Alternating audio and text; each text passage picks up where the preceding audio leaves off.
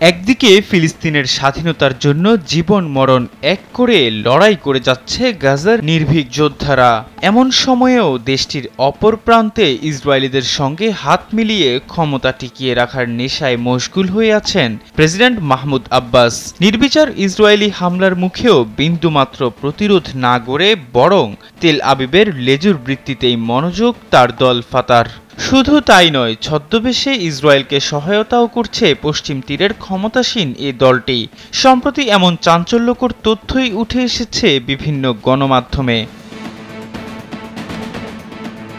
গাজায় যুদ্ধরত স্বাধীনতাকামী দল হামাস জানায়, বাস্তুচ্যুত ফিলিস্তিনিদের জন্য উত্তর গাজায় আসা ত্রাণের ট্রাকের সঙ্গে উপত্যকাটিতে প্রবেশ করেছে ফিলিস্তিনি কর্তৃপক্ষের পুলিশ বাহিনী।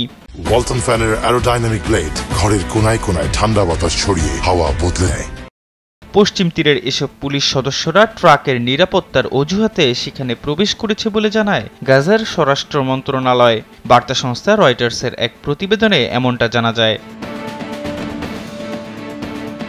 গাজার স্বরাষ্ট্র মন্ত্রণালয়ের একজন ঊর্ধ্বতন কর্মকর্তা বেসরকারি টিভি চ্যানেল আল আকসা টিভিকে জানান, পশ্চিম তীরের নিরাপত্তা বাহিনীর দলটির তত্ত্বাবধানে ছিলেন ফিলিস্তিনি কর্তৃপক্ষের গোয়েন্দা প্রধান মেজর জেনারেল মাজেদ ফারাজ। তবে হামাসের এমন দাবি পুরোপুরি অস্বীকার করেছে ফাতাহ নেতৃত্বাধীন ফিলিস্তিনি কর্তৃপক্ষ।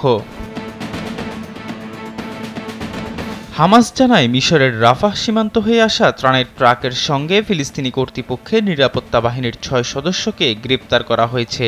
এ সময় দলের বাকি সদস্যদেরও গ্রেপ্তারের চেষ্টা চলছে বলে জানায় গাজার ক্ষমতাসীন দলটি। হামাসের কর্মকর্তারা জানান, মিশরীয় রেড ক্রিসেন্টের ট্রাকের সঙ্গে প্রবেশ করা সন্দেহজনক নিরাপত্তা বাহিনী ইসরায়েলি বাহিনীর সঙ্গে তাদের কার্যক্রম সমন্বয় করছে।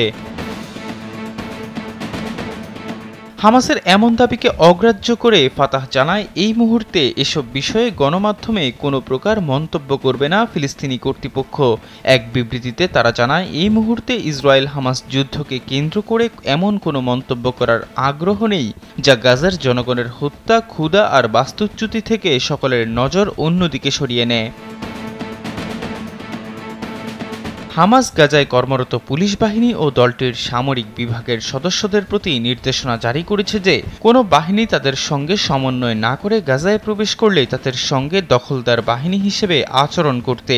2007 সালের নির্বাচনে বিজয়ের পর এখন পর্যন্ত স্বাধীনভাবে গাজা শাসন করছে স্বাধীনতাকামী এই দলটি।